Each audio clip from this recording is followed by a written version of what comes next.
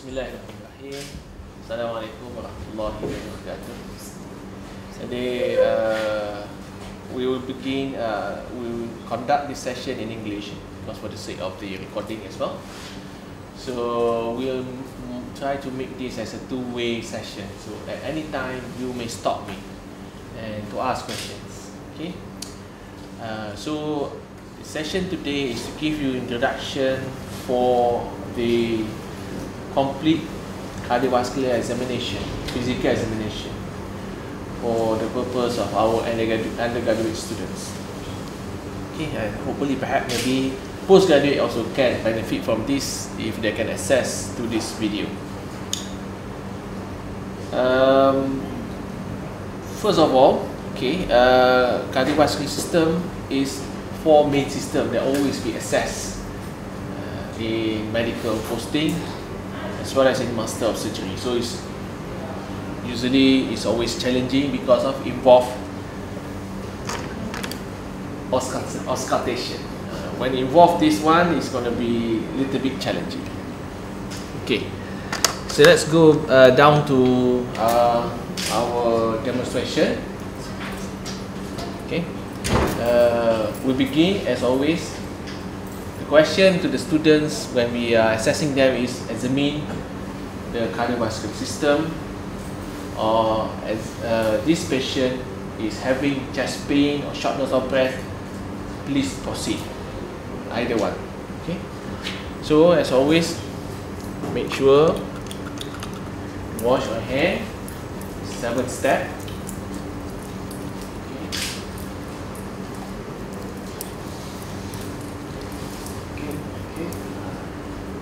Yourself. Assalamualaikum. Saya Dato' Wan ya. Okey, pakai Dato' lagi, saya nak biasa Dato'. Ya. Okey. Kita boleh salam sikit. Salam. Boleh kita buka baju. Okey. Buka saja, kemudian tak perlu buka semua, buka butang saja. So for the purpose of this examination, we always ask the patient permissions, okay, and expose the patient, especially unbuttoned. Usually, the environment, especially in the exam hall, is very cold. So we let the patient just unbutton. We keep the shirt like this. Okay. If the patient don't mind, we can expose in the beginning. Okay. So let's say this is a hot weather, so we expose in the beginning. Boleh buka sikit, buka dada. Okay. Then we must meet the patient to sit up comfortably at 45 degrees, and this is the position must be at 45 degrees. If a student examines lying flat or sitting up, then that student will be failed student. Got the exposure and everything. Stand at the bedside. At the end of bedside, we can assess 9 information.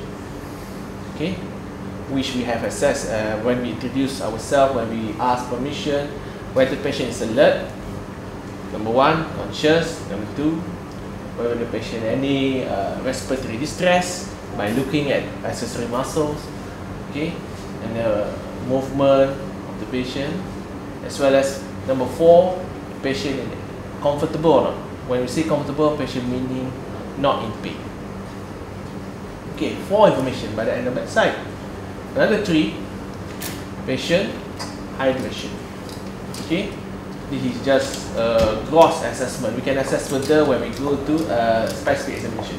But at the end of bedside, you can assess patient hydration. Number 5, number 6, patient color, whether patient pale or pink. Number 7, patient nutritional status. Patient is cat sick or not cat sick, easy, okay, or patient appear to have high BMI, okay. We avoid using the term patient is obese because that might offend our patient. Okay, that is number 7.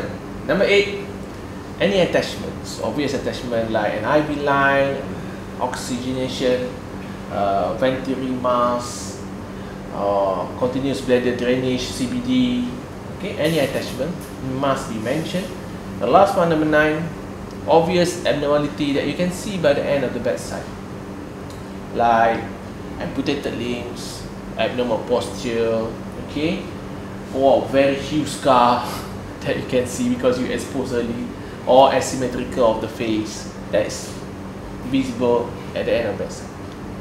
You've got 9 information from there. You come closer to the patient for a general examination of the hands first. Okay, touch, get the temperature, because patient is very warm might suggest hypothyroidism, which will affect the heart. Okay, and you compare the palmar color, the palmar when the patient have any palmar erythema, we look at palmar crease color. Palmar crease color usually become pale when HB is less than 8. Okay, sorry, when HB less than 6. So it must be very, very anemic. We look, we compare, and at the same time we are looking for any stigmata of infective enteritis, genuine lesion, osseous nodes, or vascularity changes at the tip of the fingers. Be careful in the patient diabetic long-standing on insulin and self-monitoring blood glucose. They might have a lot of scar that you might confuse for vascularity changes. So now patient does not have any. We always compare with the other one. Okay.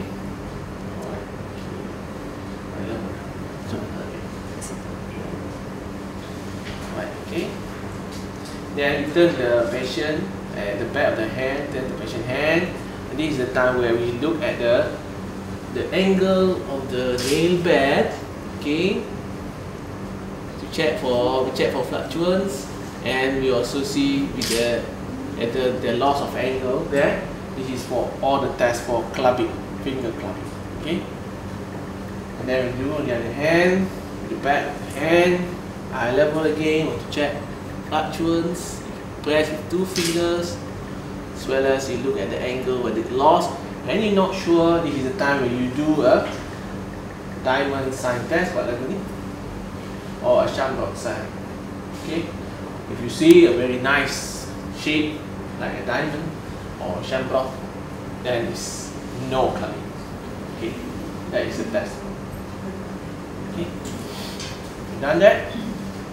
Of course, before we go further, it's always important to look at the color of the nail, okay, and to press a little bit of the nail back, because you might be able to see a sign like fluctuating color, Quincke sign, fluctuating colors of the nail back, of Quincke sign, which is suggestive of severe aortic regurgitation. Okay, but that's not easily found. I like to make a note that even stigmata of infective enteritis is not very common.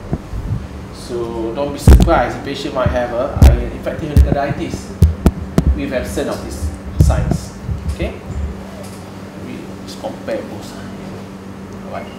Then the first important thing for cardiovascular system is the radial pulse. It's important to have an analog watch. Time for 15 seconds minimum. Okay. Other system you can time for 6 seconds. But for cardiovascular, minimum is 15 seconds times 4. Or if you're not sure, then you can time up to 30 seconds. If you have to time for 1 minute, then you're wasting your time. Okay. However, if you're not rushing, then 1 minute is good when you're still unsure after 30 seconds. Okay, then we compare. You can put your hand down. This is to check for radial delay, okay, which may present in the coarctation of aorta, or there is something in the reason of the ascending or arch of aorta.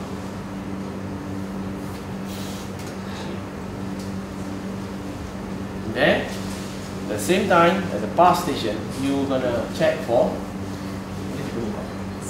Okay, it's always nice to ask patients to expose themselves. Okay. Then we want to get the femoral pulse because we want to do a radiofemoral delay, and then our hand, our fingers especially, must be seen.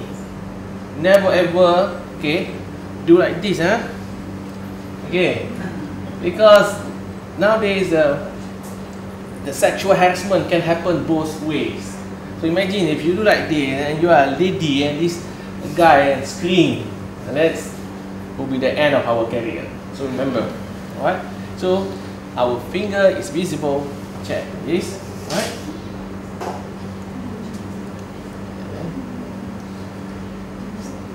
This also to check the presence of lower coarctation of aorta or any diastolic aneurysm on the descending part. Okay, fine. So after that, we want to check the most important as well, the character of the pulse. Just now we check there for delay, check for character. So the way we're gonna hold this like this, this hand to support the elbow, this the one while the hand of patient is in the prone position. So we put the patient hand down. Again, 3 fingers. 1, 2, 3. If your 5th finger is very long, you can use as well. Okay, 1, 2, 3. So okay, then get the pulse, feel it, then let it go slowly while your finger still touching the skin of the radial.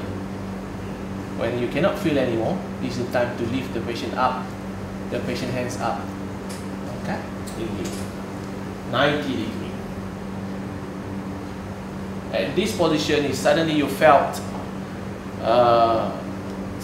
on your fingers sudden pulse present, then that most likely is collapsing pulse or water hammer pulse. Okay, fine. We're gonna go straight this way. Okay, we call it a rail track approach. From the pulse, we're gonna look at the forearms and arm. We want to screen for any finding like fistula or everything like that, which might affect the performance of our cardiac system. So when we go at the arm, we always must mention we must take BP. I would like to take BP. Okay, and the BP, especially for a young doctors to be, is one of the assessment. Okay, should I do BP today? I don't think so, right? We just go first, only of you know how to take BP. But the most important thing is the cuff size must match patient size. Okay, because using too big a cuff in a small patient will underestimate. Using a small cuff with a big patient will overestimate the BP. And when you put the cuff, it must be away from the cubital fossa so that you have space to put your diaphragm or the stethoscope. Never ever put your stethoscope diaphragm below the cuff or under the cuff, because that is very painful. Right? It's fine. I think you can have another session. Check for the most important thing is practical to do BP yourself later on in the clinical year. Okay, done the BP, we're gonna go to the face first. Okay, because we want to spend more time on the neck. Face first. Okay, tengok mata, tengok atas. We look for any conjunctiva pallor, which will be visible when the hemoglobin less than 8. Then we look for sclera color. Jaundice will be visible and mostly on the lateral part of the eye.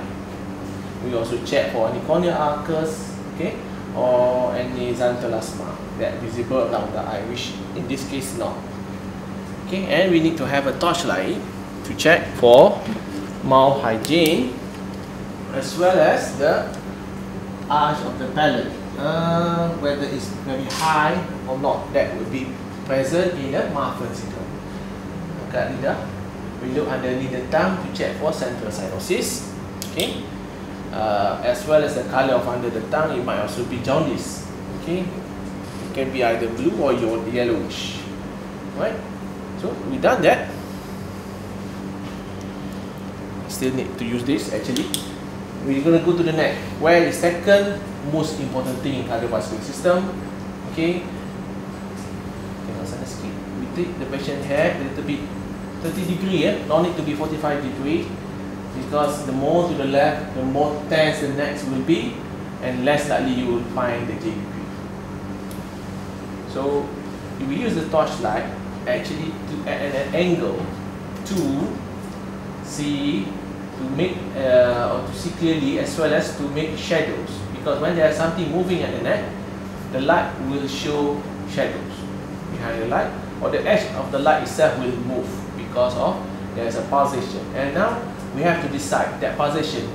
It can be a chaotic pulsation, or it can be a complex pulsation of the jugular venous pressure, or JVP.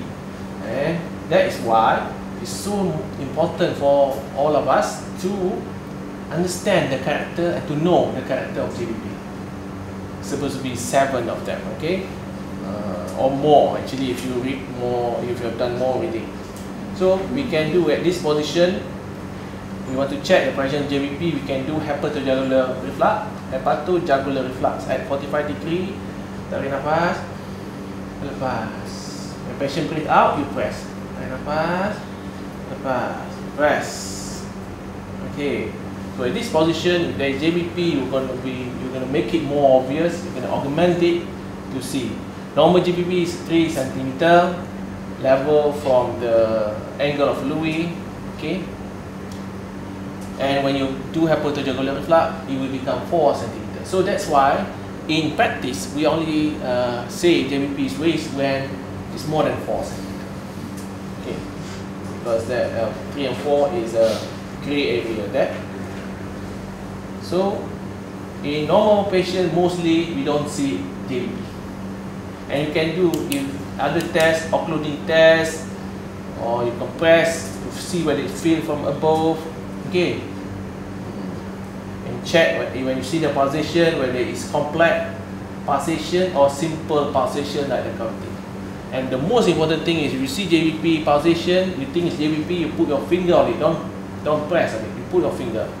When you put your finger, then it's visible, that is, but not palpable. Then most likely that's JVP.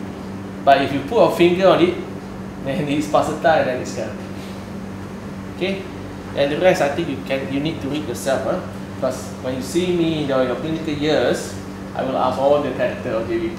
It's for the students, not for the tutor. Okay, fine. When we see JVP, it must always be measured.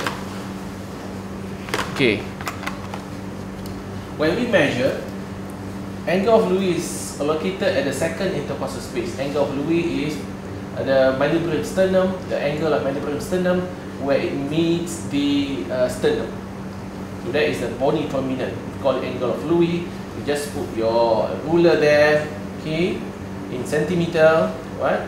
Bear in mind, this ruler start, the zero start above the marker, so you might want to minus. Okay, sorry, add about 0.5. Then get the level. It must be 90 degree. Okay, so for undergrad students, they must always measure. Anything that can be measured, they must measure. So when I say JVP waist, it must be more than 4 cm. It's commonly in a normal patient. Again, JVP is not visible. Done that. Okay. Now we expose the chest fully. Precordium, the area overlying the heart. We warm our hand before we touch patient. While warming our hand, as always, we do inspection. Remember, the way we do examination is always inspection, okay, palpation, percussion, and auscultation. IPPA. So we look first for any obvious scar, or you can see whether you can see visible apical pulsation. Okay. Then you're gonna search, you're gonna palpate, searching for apex beat, starting from lowermost, lateralmost. Okay, lowermost, lateralmost. That is part of the definition of apex beat. Okay, you cannot start by counting the where might the apex beat be and put your palm there. No, you cannot start like that, because apex beat by definition must be searched. You must find it. So you go there when you feel the lowermost, lateralmost. Okay, lowermost, lateralmost on the left, and from the second intercostal space you count. Okay, every intercostal space is about 2.5 centimeter. Then you will say then you decide the location of apex beat. Normal apex beat position is 5th intercostal space, mid-clavicular line. Okay, or 1 centimeter lateral to mid-clavicular line. That is some variance.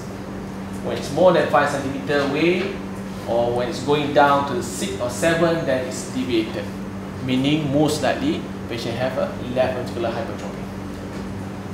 Now that you get the position of apex beat, you must decide and determine the character of apex beat. There are 3 abnormal characters, 1 normal character.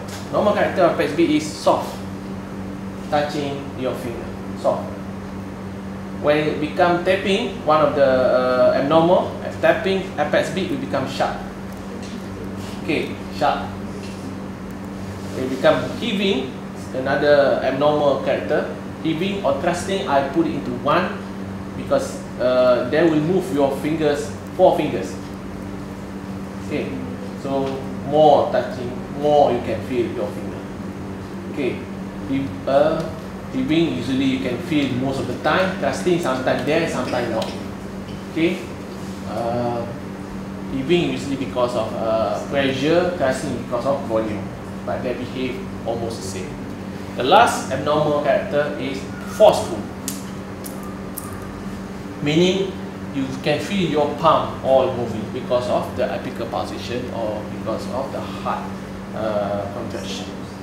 Okay, decide whether it's normal or abnormal apex beat, and then at the same time you need to also decide, you need to also find whether the patient have trills or not. Trill is like put your hand on your throat and you hum.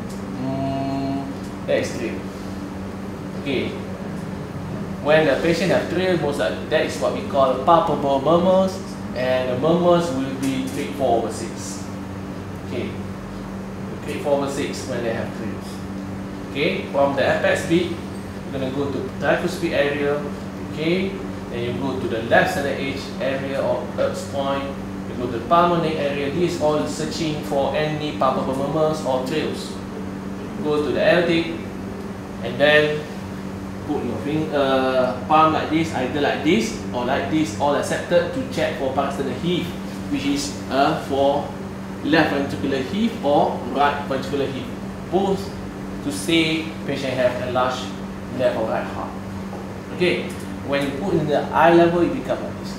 Then you know patient have heaving. Done that, we don't usually percuss the heart unless you are unable to find the apex beat. Then you start to percuss the heart from the lateralmost. The moment it becomes dull, then is the lateral border of the apex beat. You only do that, but we don't usually do that. It's not common. Okay. So in exam, we always accept our student if they skip the percussion, because many of the patients you can get their apex beat. Okay, by palpation. Now, the most challenging part. Okay, it's always scare students, because all the sounds, even S1, S2 in each patient are different. The only thing that's similar is the timing. Okay, now, so you have one palpate, that's why you palpate for apex beat, you know where is it. Okay, put your stethoscope, be sure the angle is facing forward. Okay, if you do like this, it's only in Hollywood. Okay, so then you start with the bell. Start with the bell. Okay, this is the way to hold it. Okay, and check, start at the apex area, and you time on the carotid. Okay, so this is most important position. Okay, must always time. Ask patient to do maneuver. Tarik nafas, lepas, tarik, lepas, and then another maneuver at this position. Cuba pusing ke kiri. Okay, time, tarik nafas, lepas, tarik, lepas, tahan. Okay, jangan mau balik. Okay, balik asal. Okay, we do that to search for mitral stenosis murmur, which is mid diastolic murmur, and it's best heard with the bell. Also, we start with the bell because the bell is best to pick up low pitch sound like S3. S3 is additional sound. Okay, when you at this position, you change to diaphragm. Okay, is the way to hold it. Again, you time. This is okay. And the apex again. Always time at the carotid. Tarik nafas, lepas. Okay. Then you go to the axilla. Okay. Tarik nafas, lepas. Back to the apex. Tarik nafas, lepas. Okay. Then tricuspid. Timing is always to decide where is S1, where is S2.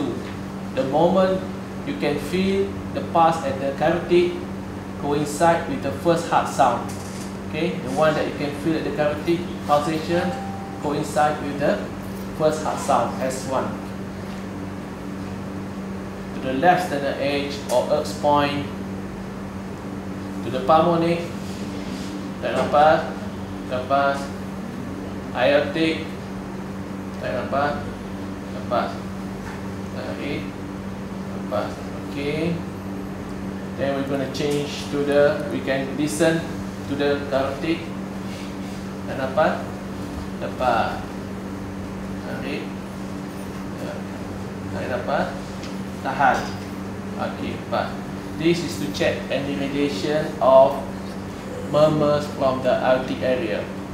Okay, and you can, after you listen with diaphragm, you can change to the bell at the neck to search for any carotid bruit. Bruit is a stenosis of the carotid from atherosclerosis. Okay, the bell is for radiation. Tarik nafas. Okay, sorry, the diaphragm is for radiation. Tarik nafas, tahan. Okay, yang more, and then change for bell. Tarik nafas, tahan. Okay, fine. Yang more balik.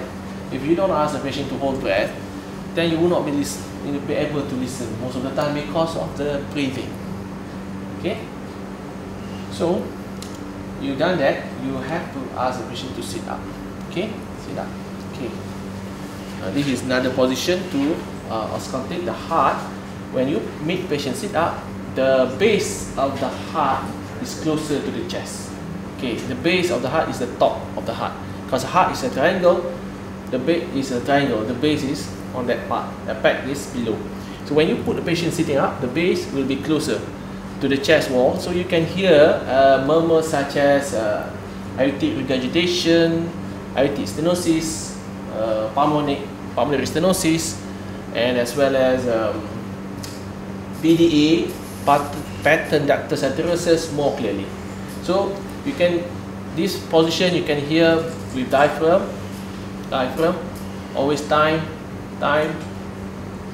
pulmonary aortic, pulmonic, then left sternal edge, then change to bell because in aortic regurg, which is early diastolic murmur, will be much more easier to be picked up by the bell. Okay. If you suspect patient have pattern ductus arteriosus or PDA, you must listen at the below below the left clavicle. Okay, and this patient is not. At this position, you already asked patient to sit up. Okay, we must expose patient back properly. Okay, remember never ever to examine your patient's shirt or dress. At this position, you check for any sacral edema, because on the lower limb, which we're going to do later, we only palpate until below the knee.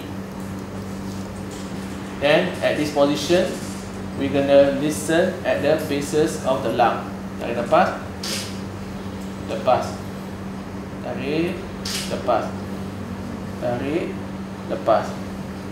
If the base of the lung has fluids or cavitation, you need to go higher and higher until you get the level of the fluids.